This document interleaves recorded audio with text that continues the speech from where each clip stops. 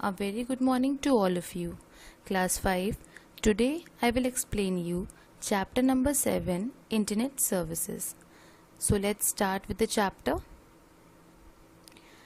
Before starting with the chapter, let's first discuss what is Internet and what do you mean by Internet Services. The Internet is a global computer network consisting of millions of internet-connected networks providing a wide range of information and communication facilities. Okay. Internet services allow us to access huge amount of information such as text, graphics, sound and software over the internet. Alright. The 4 different categories of internet services are, you can see in the graph below, communication services, information retrieval service, web services and World Wide Web. Okay. Now we'll discuss requirements for connecting to the internet. To connect to the internet, there are some essential requirements. First one is modem. Second one is telephone line. And the third one is Internet Service Provider, or we can say ISP in short, right? So now let's discuss modem. As you can see in the image also, how it looks like. Modem stands for modulator demodulator. Okay, as you can see in the name, it is written MO modem, MODEM, right? This device facilitates the communication between computers through telephone lines or cables, because they are wireless also, or they use wires also, right? Next is, it is installed at both the senders and receivers end. See, it is installed at both the senders and receivers end. So obviously they will have some different work. At the receiver end, it converts the digital signal into an analog signal. Okay. And on the receiver end, modem demodulates the analog signals into a digital signal, right?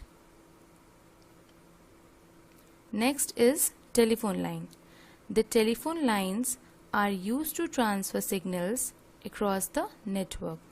Okay. As telephone lines can carry only analog signals, there are no digital signals, right? So the digital signals produced by the computer are first converted into analog by the attached modem. Next and the third requirement is ISP, that is Internet Service Provider. As you can see in the image how it works. See, this is ISP, right? And we get the internet with the help of ISP, government offices, home, small businesses, education institutions and so on. An ISP is an organization that provides a connection to the internet for a fee. It means this ISP is any company or organization who charges some fee, right? Next is, earlier ISPs used dial-up modems to connect a device to the network, but nowadays DSL and cable modems are used. Okay. Next is, top 3 ISPs of India are BSNL, MTNL and Bharti Airtel. Okay children, I hope it is clear. Different ways to connect to internet. See, wireless, cable connection, dial-up connection, DSL connection, satellite connection and cellular connection. We have these many ways to connect to the internet, right? So now we'll discuss them one by one. Wireless connection. It uses radio frequencies instead of wires or cables to connect to the internet. It means we don't use wires here. Okay, wires are not required, right? Next is the data transfer rate of a Wi-Fi connection. What is Wi-Fi? Wireless fidelity. Wi-Fi connection is 5 Mbps to 20 Mbps. Okay. Next is it allows multiple devices. Multiple means many devices to use internet at the same time. Means many devices can be attached to it and we can use internet simultaneously. Means many people can use it at the same time. Okay. Next is cable connection.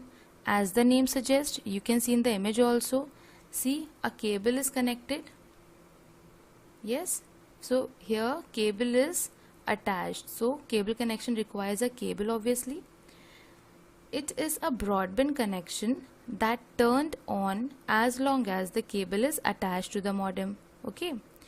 It is many times faster than a dial-up connection. So this is an advantage, that cable connection is many times faster than a dial-up connection, right? Next is the data transfer rates vary from 512 kbps to 20 mbps, right? Next is your dial-up connection. See this image. This type of dialog box appears when you use dial-up connection. Okay. First you have to fill the entries, right? And then at the end you have to click on this dial button, right? Then the connection will be established. So now let's see what is a dial-up connection. It uses telephone line and an analog modem to connect to the internet. Next is, to establish a connection, a computer dials a specific number provided by the ISP. Okay, as you can see here, a number is required, right? This connection is not expensive but slow.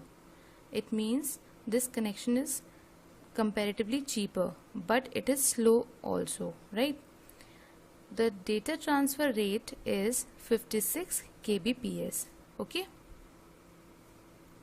The next type of connection is DSL. DSL stands for Digital Subscriber Line. Okay. In this type of connection, it's a high-speed broadband internet connection. It uses same wires as a regular telephone line along with the DSL modem. See the figure. You can see here, in this internet connection, we have a DSL modem attached to the device. Okay, so it uses same wires as a regular telephone line along with the DSL modem. It costs less than satellite internet connection. Okay, it means it is cheaper, comparatively cheaper than satellite connection, and the data transfer speed is 128 kbps to 8 mbps, right? Next is satellite connection. Satellite connection is used in areas that are unreached by wires or cables. Dish antenna is installed at the receiver side to catch signals emitted by the satellite. Now, as you can see in this figure, this is your ISP that we have discussed earlier. ISP is Internet Service Provider.